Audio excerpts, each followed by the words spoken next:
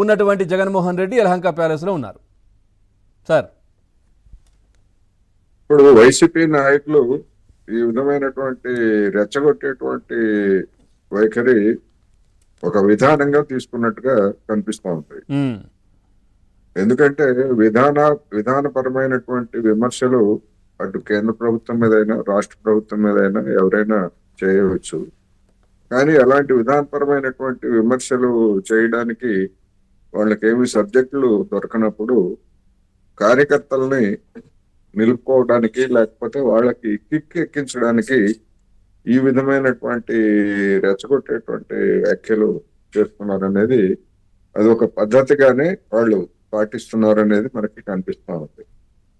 వ్యాఖ్యలు చేయడం, దాని మీద ఏదైనా కేసులు పెట్టేట్లయితే లేదా కేసులు దాఖలైతే ప్రభుత్వం పెట్టినా లేకపోతే ఎవరైనా దాఖలు చేసినా గానీ దాన్ని ఒక ఇష్యూగా చేయడం అనేటువంటిది ఇది ఒక టాక్టిక్స్ లాగా కనిపిస్తా ఉంది గత ఏడాది కాలంలో జరిగినటువంటి అనేక ఉదంతాలని చూసినప్పుడు. అయితే ఇప్పుడు నాని గారు చేసినటువంటి వ్యాఖ్యల్ని ఇండైరెక్ట్ గా ఆయన రెచ్చగొట్టిందే అనేది ఎలాంటి అనుమానం లేదు దానిలో. ఆ విధమైనటువంటి భాష అనేటువంటిది కూడా ఏమాత్రం సమర్థనీయం కాదు. అయితే ఈ పెట్టినటువంటి కేసుల్లో అరెస్టులు చేయొచ్చు, లేకపోయేట్లయితే కొంతకాలం రిమాండ్ లో ఉంచొచ్చు. కానీ నిలుస్తాయా అనేటువంటివి కూడా నాకైతే కొన్ని సందేహాలు ఉన్నాయి. ఎందుకంటే ఎవరైనా ఒక లాయర్ మన డిస్కషన్ లో ఉంటే ఇలాంటి వాటిని గతంలో ఏమైనా కేసులు దాఖలైతే అవి వాటి పరిస్థితి ఉండేటువంటి ఉండేవాళ్ళు. అందుకని ఈ ధోరణి సార్, అంటే మనం పోసాని కృష్ణమురళి కావచ్చు, ఇట్లాంటి వాళ్ళే చూసాం కదా. అంటే వాళ్ళు ఇంకా ఇంతకు మించి కూడా మాట్లాడారు.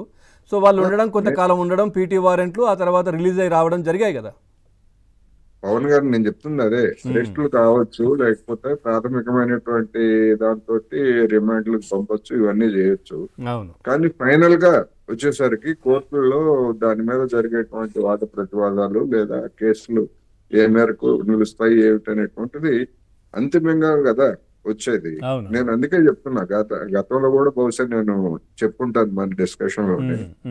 ఇప్పుడు నమోదవుతున్నటువంటి కేసులు రేపు 2029 ఎన్నికల నాటికి డిస్పోజ్ కావడం, డిస్పోజ్ అంటే శిక్షలు పట్టడం కావచ్చు, లేకపోయేట్లయితే కొట్టివేతలు కావచ్చు. అవి గనక జరగకపోయేట్లయితే, ఏళ్ల తరబడి కనుక సాగేట్లయితే ఈ కేసులు కూడా ప్రత్యర్థులుగా ఉన్నటువంటి వైసీపీకి కొన్ని అస్త్రాలుగా మారేటువంటి అవకాశం కూడా ఉందనేది నేను చెప్తున్నా. అందుకని ఈ పెట్టేటువంటి కేసులు సాధ్యమైనంత త్వరగా డిస్పోజ్ అయ్యే విధంగా కూడా ఏదైనా అవకాశం ఉంటే చూడాల్సినటువంటి అవసరం ఉంటుంది. లేకపోయేట్లయితే ఈ కేసు నమోదు లేదా అరెస్టులు ఇవన్నీ అయినంత మాత్రాన నిందితులుగా చెప్పలేము, నిందితులే నేరస్తులుగా మనం చెప్పలేము. అందువలన ఇటువంటి కేసులన్నింటినీ కూడా రాబోయేటువంటి రోజుల్లో ఎంత ఎక్కువగా పెరిగేట్లయితే వాళ్ళ మీద చూడండి మా మీద వేధింపులు ఈ విధంగా చేస్తున్నారు అనేటువంటిది కూడా వస్తుంది. రెండోది, దీనికి తోడు సూపర్ 6 అమల్లో తలెత్తేటువంటి వైఫల్యాలు ఏమైనా కనుక ఉంటే, నేను మళ్ళీ చెప్తాను, ఏమైనా ఉంటే, ఉండాలని కోరుకోవట్లేదు, ఏమైనా ఉంటే అవి తోడవుతాయి. అటు ప్రభుత్వ వైఫల్యము కారణంగా మా మీద కేసులు పెట్టారు అనేటువంటిది ఒక జంట ప్రమాదాలు కనిపిస్తా ఉంది. మాక్సిమం 1-2 తప్ప అన్నీ అయిపోయాయి కదా సార్. ఇప్పుడు ఆగస్టు 15కు అది ఫ్రీ బస్సు కూడా చేస్తున్నట్టున్నారు.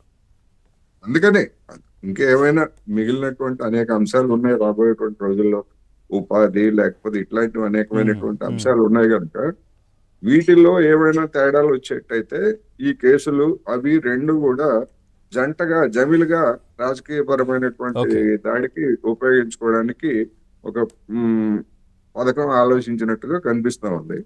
ఏమైనప్పటికీ ఒకటి మాత్రం నేను స్పష్టంగా చెప్పదలుచుకున్నా, ఈ విధంగా రెచ్చగొట్టడం అనేటువంటిది ఆంధ్రప్రదేశ్ రాజకీయాలకి లేదా ఆంధ్రప్రదేశ్ ప్రజానీకానికి ఏమాత్రం గౌరవప్రదమైనటువంటి వ్యవహారం కాదు.